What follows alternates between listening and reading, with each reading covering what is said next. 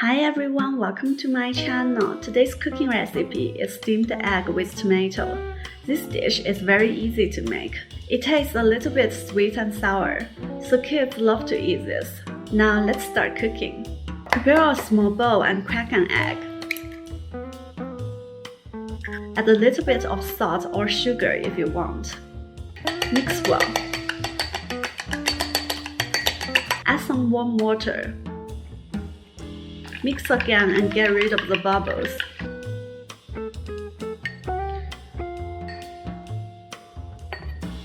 Now mash some tomatoes.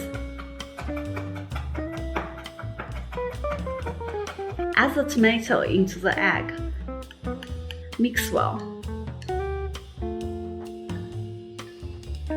Cover it with plastic wrap.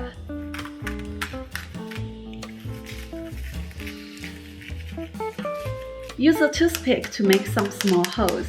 In this way, the egg will come out smooth after steaming.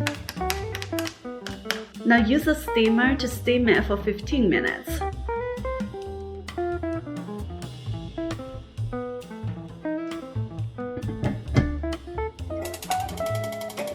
After 15 minutes, take it out from the steamer.